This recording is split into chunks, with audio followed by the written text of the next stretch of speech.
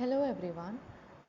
In this video, we will be discussing about the ISO requirements for a food testing lab using the standard ISO 17025-2017 version. Coming to the introduction, what is ISO? ISO, the International Organization for Standardization, is a worldwide federation of national standards bodies. The work of preparing international standards is normally carried out through ISO technical committees. And ISO 17025 has been developed with the objective of promoting confidence in the operation of laboratories. Addressing both risk and opportunities establishes a basis for increasing the effectiveness of the management system and achieving improved results and preventing negative effects. And it requires the laboratory to plan and implement actions in order to address the risk as well as the opportunities.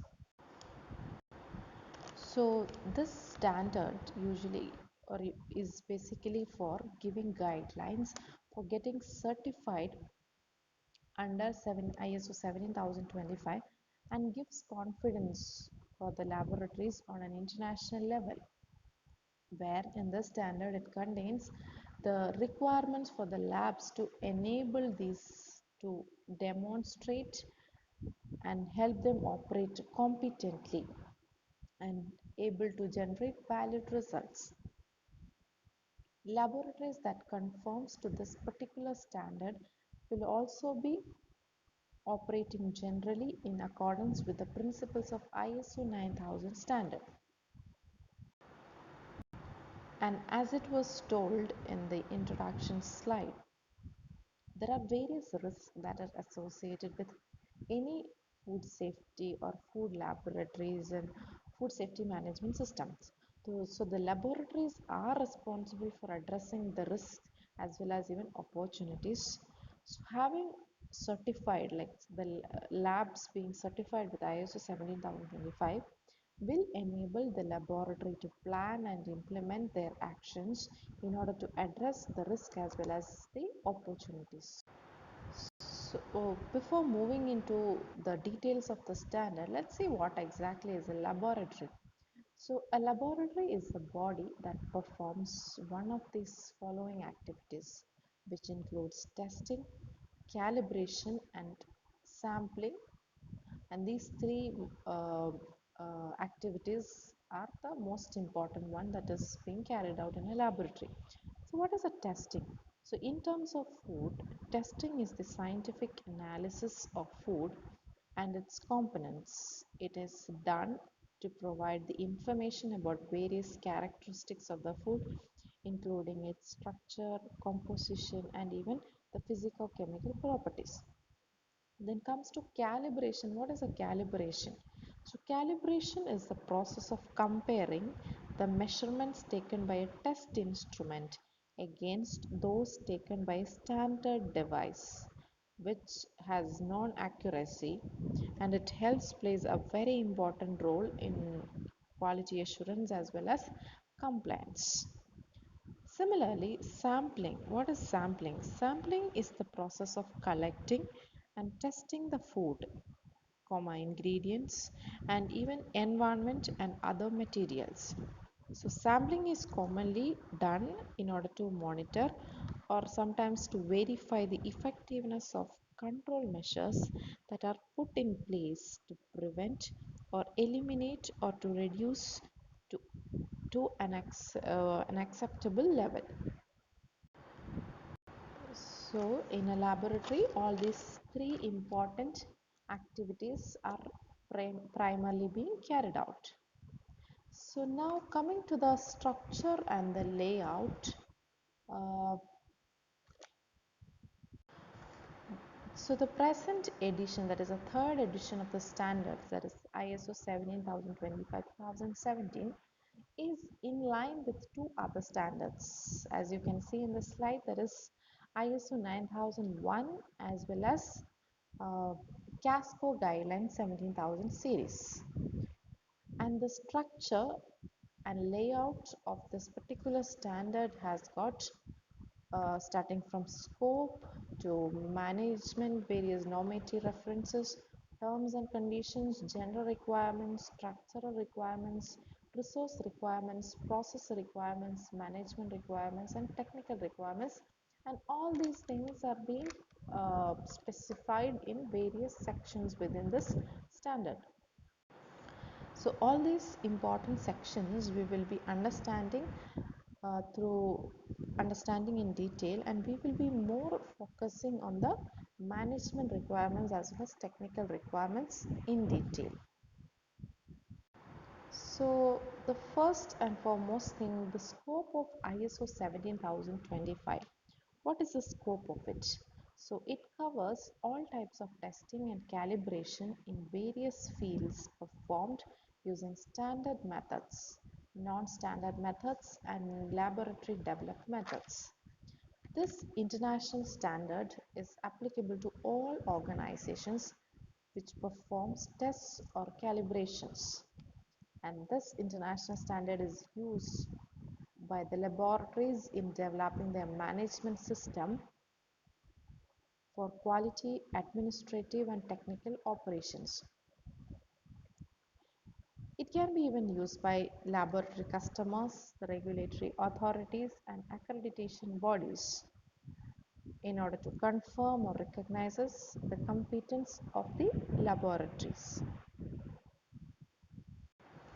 So we can see this how, who, and how this standard is being used. There are three important areas, that is, it can be used by laboratories, then accreditation body, and even customers. Under the laboratory, they can be used, the standard is being used to develop laboratory management system, whereas in accreditation bodies, in order to confirm or recognize the competence of the laboratories. And for customers, it can be used as a reference to ensure the competency of the laboratory. So coming to the history of the standard. So do you think it is a new standard? No, the standard is not new. And the fundamental base for this particular standard was there since 1983. And there were modified versions of the standard in the form of Guide 45 in the year 1985, then Guide 49 in the year 1986, and in 1990 the Guide 25. And later on, by 1999, the first edition of ISO IEC 17025 has come. Again, it has gone for three revisions in the year 1999, 2005, and 2017. Finally, the current version is ISO IEC 17025 third edition, and this particular edition is totally or completely changed from the initial one. That is how the history of this particular standard. So as I said, we will be seeing in detail about the management requirements and technical requirements under this standard. So management requirements, or what is a management requirement? The management of the lab shall establish and operate certain facilities or procedures and even records for implementing, demonstrating, and monitoring ISO or IEC standard in a laboratory. That is called the management requirements. So in order to implement or demonstrate and monitor this ISO 17025 in a lab, the management of this organization of the lab shall establish certain facilities, procedures, or records or documents, that is collectively called as the management requirements. And it is the responsibility of the laboratory to carry out its testing and calibration activities in such a way as to meet the requirements of this international standard and to satisfy the needs of the customer, the regulatory authorities, or the organizations providing recognition.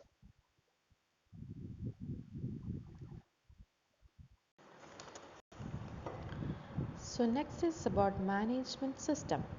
So as part of the management requirement, the laboratory shall establish, implement and maintain a management system which is appropriate to the scope of its activities. That is what is said in the first point, that is the laboratory shall establish, implement and maintain a management system appropriate to its scope.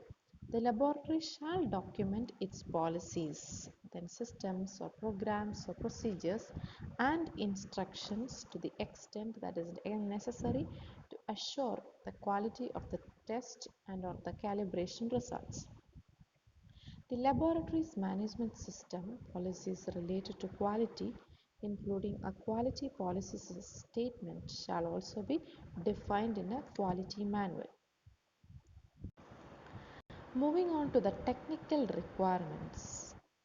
When we talk about food laboratories, we need to understand more in detail about the technical requirements to comply with the standard. So laboratories shall have all the test methods and testing equipments in tune with the following requirements mentioned below. That is, first is use of approved methods or standard operating procedures. Second is use only calibrated instruments for measurements. Use of CRM as standards. Accreditation of labs by national or international agencies. Participation in proficiency testing programs. Interlaboratory calibration, calculation of uncertainty for all analysis and measurements. Then comes the record keeping, and even finally qualified and certified personnel, or called as good personnel policy. So we will be seeing each of these points in detail. First is about the use of approved methods or standard operating procedures. So all the methods that is used by the lab shall be methods that is approved by national or international agencies.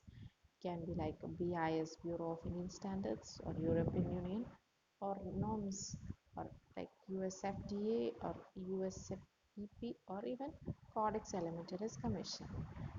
Apart from this, it can be the methods can be from AOAC or APHE. The next point is use of only calibrated instruments for measurements. So in case of measurements like volume or weight or time or temperature or pressure, etc., the measuring instrument that is used shall be subjected to periodic calibration with reference to national or international standards before they are being used for the actual measurements. And in case of weight and measures, the legal metrology department shall be kept as a reference or the standard that is provided by this department. Similarly, for other aspects, the relevant national or international standards shall be referred. Next is use of CRM as standards. So first is all the labs will be using various chemical standards for estimation of several chemical parameters by different methods like titration or chromatography or spectrophotometry. So the chemical standards that is used for estimation of several chemical parameters like titration or chromatography, all of that standards should be certified reference material, that is called, so CRM is nothing but certified reference material, or it should be certified analytical reagents with traceability to NIST standards. Why we need this is because this will help ensuring the accuracy and reproducibility of the test results. That is why we need to use certified reference material or those certified analytical reagents whenever we use chemical standards for the purpose of titration or chromatography or spectrophotometry.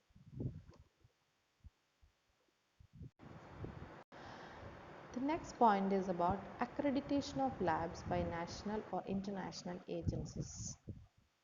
So, accreditation of food testing labs by national or international agencies is very important. All the labs that is attached to a food processing plant must be accredited by qualified assessors appointed by agencies like NABL or National Accreditation Board for Laboratories, or it can be ILAC or International Laboratory Accreditation Conference, in order to ensure that these labs have necessary facilities in terms of equipments or chemicals, including certified reference materials and qualified personnel. And also they should have necessary methodology. So in order to ensure that they have necessary methodology to perform stipulated tests, so that the results that is generated by these labs are dependable and quite acceptable and accurate to the consumers. So these accreditation agencies not only ensure that they have the right chemicals or the necessary chemicals and facilities or reference material, they even ensure that they have the methodology, because methodology is used to, these are very important, because methodology is used to perform or is used to perform the stipulated tests, and only when your methodology is that is used to perform the tests are right, we can only rely on the result that is generated from the particular methodology that is used for this particular test. Next is participation in proficiency testing programs. So proficiency testing in appropriate testing fields under the guidance of nodal laboratories authorized by ILAC or NABL is important, and that is nothing but the laboratories that are interested in generating dependable results shall undergo proficiency testing in appropriate testing fields under the guidance of the nodal laboratories authorized by ILAC or NABL. And these nodal the list of authorized labs will be provided by NABL or ILAC. So what is a proficiency testing? A proficiency testing involves preparation of homogenized test samples and testing the same in the nodal lab to ensure the homogeneity, followed by testing the same samples in the participating laboratories. Later, these results obtained from the participating lab and this nodal lab will be compared, and this will help, the results comparison will help to indicate the accuracy as well as the authenticity of the results that is generated by the participating lab. The next point is inter-laboratory calibration. Inter-laboratory calibration is also similar to the proficiency testing, where it is to check the accuracy of the testing lab in comparison with a reputed lab. For ILC, European Union and EIC of India has certified SIFT as the competent lab for various testing.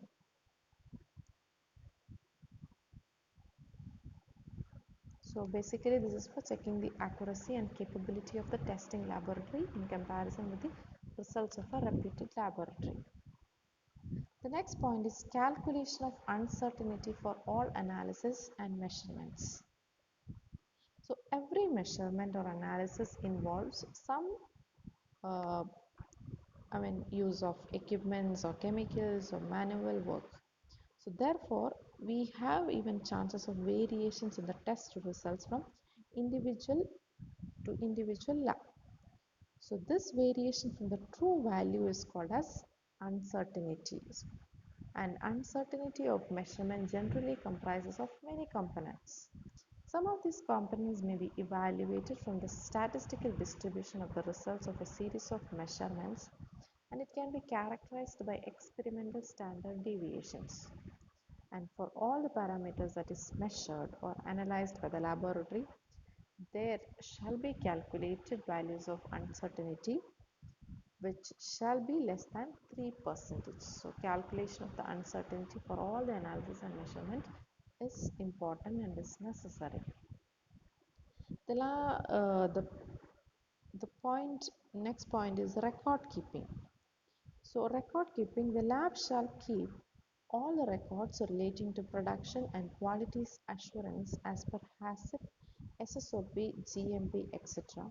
And these records shall be available for review and audit for at least 3 years. All these records shall be supported with appropriate procedures and schedule for ensuring as well as to counter check their adequacy whenever required. The last point under the technical requirements is qualified and certified personnel or called the good personnel policy. So we know that all the production and quality checks are performed by specific personnel whose knowledge and skill will ultimately decide the safety of the product. So personnel that are required for various activities like production and even quality checks shall be suitably qualified and they should be certified for the job that is assigned to them, especially in the food lab. They shall be qualified as well as certified. The laboratory personnel shall also undergo periodic training to update their skills in tune with the developments in the field. Any lacuna in this respect will amount to compromising on the safety of the products. So this particular point is very important. So all this personnel who are handling tests and various activities within the laboratory should be qualified and certified. So coming to the conclusion, an ideal food safety management system should be able to plan, implement, operate, maintain and update a food safety management system aimed at providing products that according to their intended use should be safe for the consumer.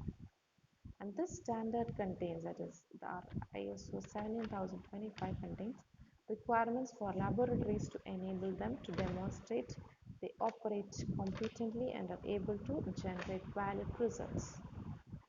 Addressing both risk and opportunities establishes a basis for increasing the effectiveness of the management system, achieving improved results and preventing any negative effects.